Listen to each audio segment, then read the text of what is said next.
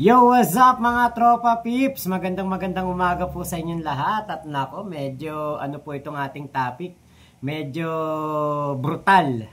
Ito po, nag-aaway-away na mga DDS. At ibinuking na po ni Maharlika kung sino ang puting ahas. Yung nagpipid sa kanya ng mga... Nagpipid po sa kanya ng mga information na kaya pala lahat ng mga issue sa Malacanang, sa gabinete ni PBBM ay nalalaman niya dahil po meron sa kanya nagbibigay ng information at malalaman niyo na po kung sino. Ito po yung pag-amin ni Maharlika. Mapapakita ko po sa inyo para marinig ninyo. Yan. O Daryl, ready ka na ba? Labas mo na ito lahat. Numpisan niyo ako Labas na natin ito lahat. Mga kababayan, ang puting ahas, si Ivy at saka si Daryl, sila ang nag-feed sa akin ng bilat ni Disa na nakabukaka na nagpakartang daw. O. Diba? O Lisa, alam mo na, magkagatan kayo ngayon. Sabi nga, don't me. Ako, may word of honor ako. Ayun. Ayun ang sinabi ni Maharlika na si Amy at si Daryl daw po ang mga puting ahas. So, ala na talaga, no? Talagang si Amy Marcos, kumbaga nilublubang sarili sa putek. Biruin mo, makipag-kuntsaba ka dito kay Maharlika. Di ba? Kumbaga, yung ikaw ang magbigay ng mga sensitibong bagay na hindi mo dapat ginagawa. Parang alam mo yung, para ka nag-i-espiya, di ba? Parang, alam niyo yung ang ating Pangulong Bongbong Marcos ay kinakawawa sa SOCMED, binabanatan ng binabanatan, niyuyurakan ng kanyang pagkatao, ang kanyang pangalan, na pangalan mo din. Diba? Amy Marcos at Bongbong Marcos. Diba? Anong klase kang kapatid? Diba? Ikaw pala ang nagbibigay ng information dito kay Maharlika. Hindi rin natin alam kung ito'y totoo o hindi. Pero, diba? Kung ito man ay hindi totoo, bakit ang daming chat nitong si Maharlika at ni Daryl Yap na binibigay ultimo yung mga kumbaga yung mga patungkol sa People's Initiative ay alam ni Maharlika dahil pala sa iyo galing, Amy.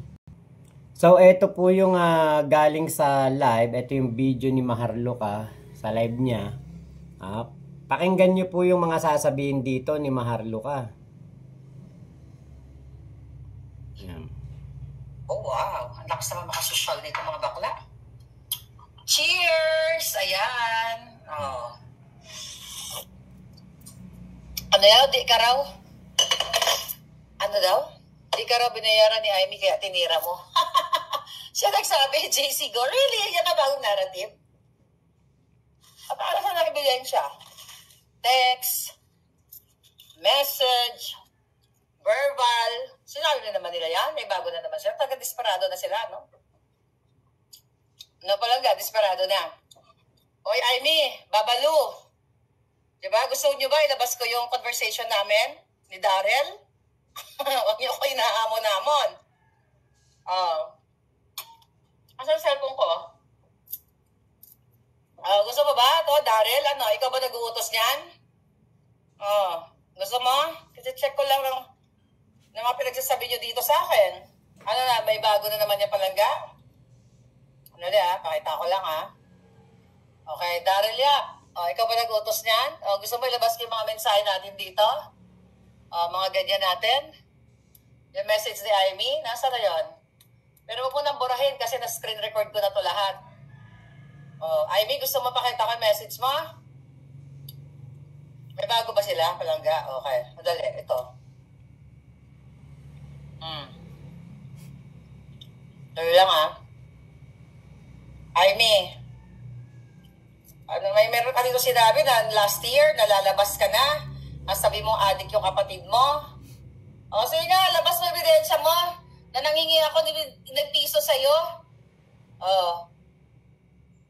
Oh, Amy. Ayan, message ni Daryl sa akin. Dati, ay mga messaging sa akin. Patungkol, Amy Marcos, BBM posted Joe Al's post regarding our convo in family thread. How sad am I? I replied, yes, I did speak to Joe Alejandrino. I didn't think he'd go public, but like many Filipinos, I'm anxious about escalating tensions in the West Philippine Sea. BBM texted, anything you say, ayan, mga message ni Chararat, ni Babalu. Labas natin? Sige, sabi daw ni Amy. Amy, gusto mo ng giyera? Ay, nako, wala na silang maiba to palangga. Ano to? Ang dali, kayo, Daryl, Diba, nag-usap tayo, wag kayo magsalita. Ano yan? Teka, pakita ko lang. Ito, message mo sa akin. Galit na galit sila ni Inday, lalo na si Inday, napakasinungaling daw. Never naging mabait sa kanya yon. So galit na galit sila, pero si Inday nagsabi kay Amy na wag na munang magsalita. Kasi bitinin ko muna kayo. Daryl, ikaw ba yung author niyan? Ano to? Mga sariling timeline. Timeline, sinasabi niyo timeline dati? Kaya hindi niya hindi makontra ni Manang, pero mga kasinungalingan. Sige nga, ilabas niyo nga ako, may ebidensya ako. Bitin. Kasi dapat may konteksto to palangga. Na-record ko na to lahat, hindi nila ito mabura. Tigilan niyo nga ako. Mangingi ako kay Amy, excuse me. Diba? Kung mangingi ako kay Amy, dapat kay Lisa Tanas na lang. Nagbuntot-buntot ako kay Lisa Tanas. Kailangan na pa tayo. Alam sila magawa. Desperado na mga hitad. Hanapin natin mga message ni Daryl. Okay, Daryl, pakanahan niyo ba yan? Kasi magkakaututang dila kayo eh. Where is that? Asan yung mga message? Okay. Baka na-block na ako kagad. Okay. Okay. Tignan natin, mga message nyo. Labas nyo. Okay. May mga drama pa kayong eksena dati. Diyos ko po. Pwede, no? Dali lang mga palangga. Daming message eh. Ayan, Ang daming message. Sa screen record ko na yan. Hindi na nila pwedeng yan.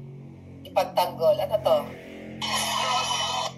Gusto mo ba, Daryl, sabihin ko lahat? Yung mga puting, na isa ka sa puting ahas? Amy, ano to? Yung tungkol kay Lisa Tanas?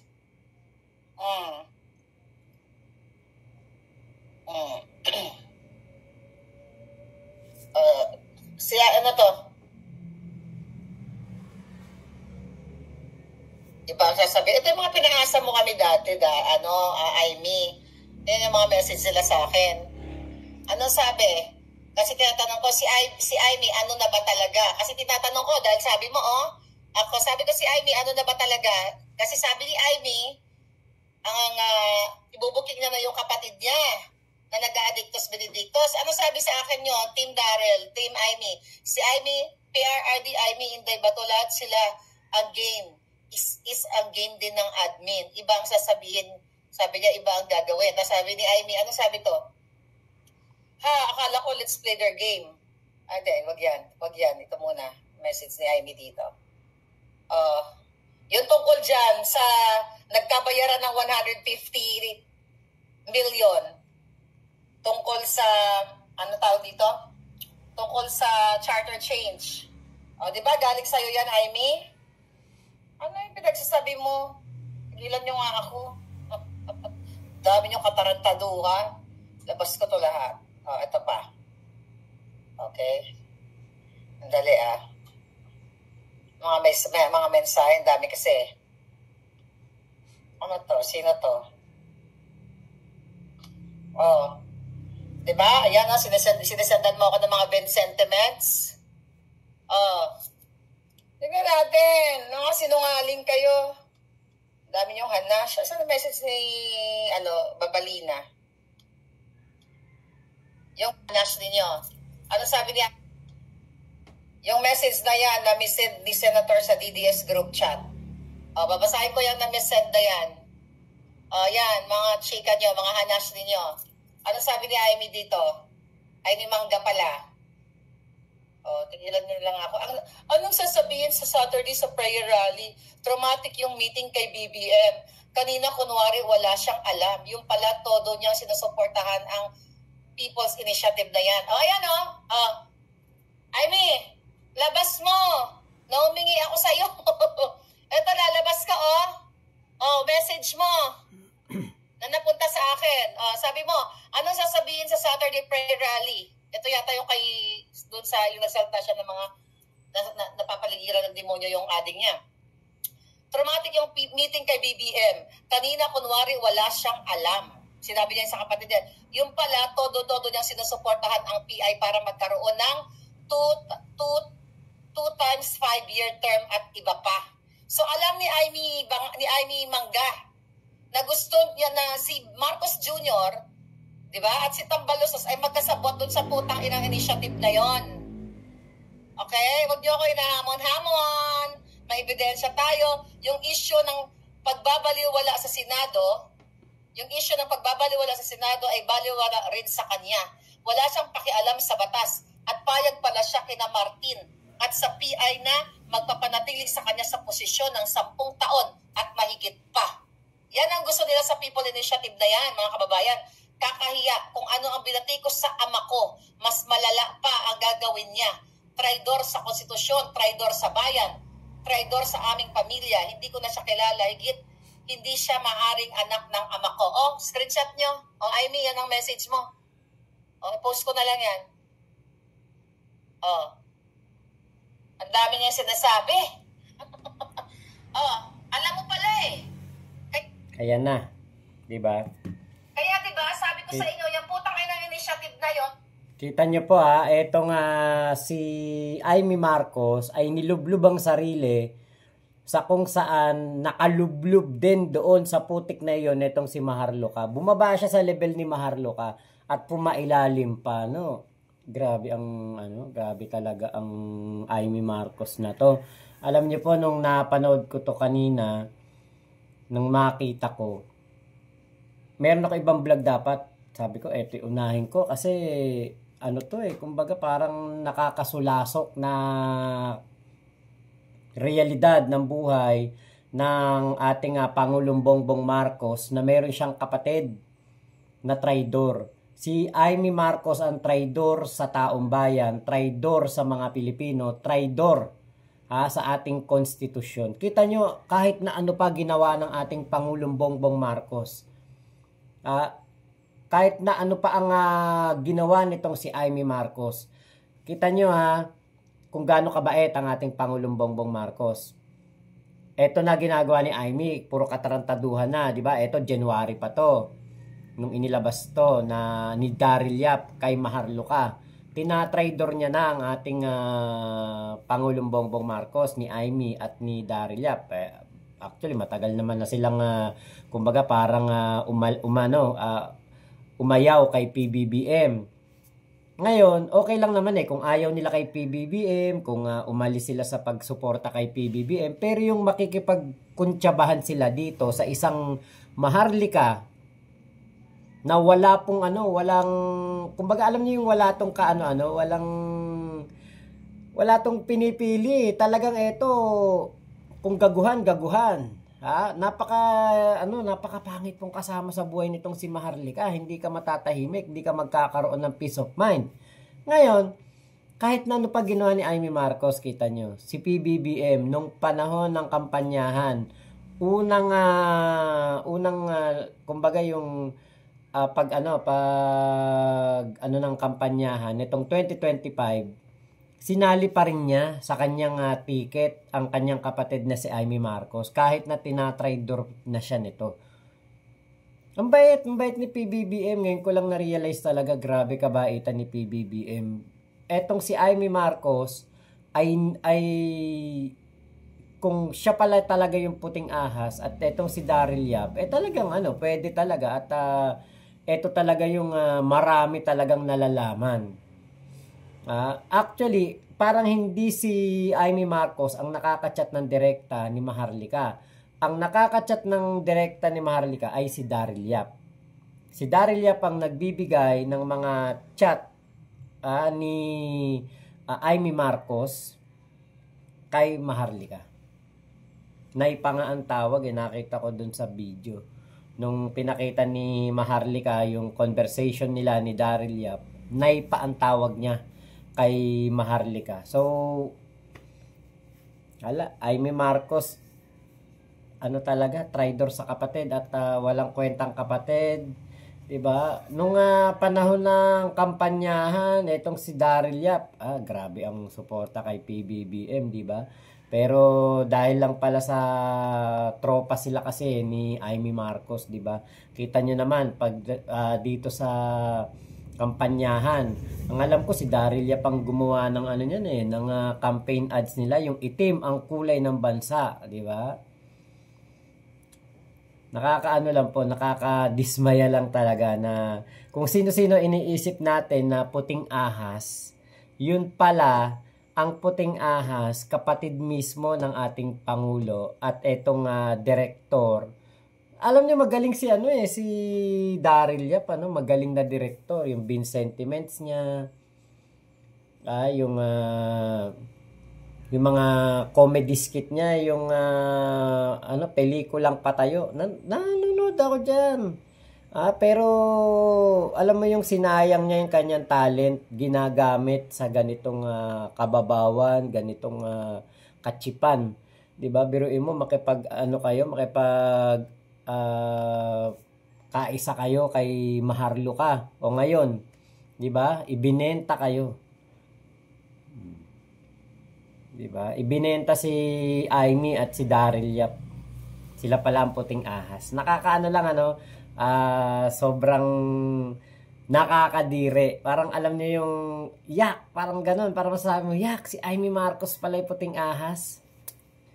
Sinuportahan pa naman ng mga ng mga pro-BBM nung nakarang eleksyon. Itong si Amy Marcos, marami pa rin pro-BBM, mga Ilocano, ang sumuporta dito kay Amy Marcos. So, hindi nyo na mababawi boto nyo, mga Ilocano na sumuporta kay Amy Marcos, pero kayo bang mga Ilocano, maatim nyo ba? Na ibinoto ninyo si Amy Marcos na isang traidor, traidor sa kapatid, traidor sa pamilya, traidor sa mga Pilipino, traidor sa taong bayan, di ba? 6 na taon pa nating makikita si Amy Marcos sa sa Senado at maaaring baka pagdating pa ng 2031 magre-election to at manalo pa ulit, di ba? Kaya grabe talaga mga Pilipino, kahit sino na lang talaga, kahit traidor, kahit na ex-convict, durugista, mga gumawa ng tokhang at EJK, nagbibigay ng reward, binoboto pa rin Ay nako. Kailan tayo matututo? So yun lamang po. Maraming salamat Amy Marcos at Daryl Yap daw po ang puting ahas. Tignan natin kung ano ang magiging sagot dito ng kampo ni Amy Marcos. So yun lamang po. Maraming salamat. Mama chup chup. Love you. God bless us all. Pilipinas. God first.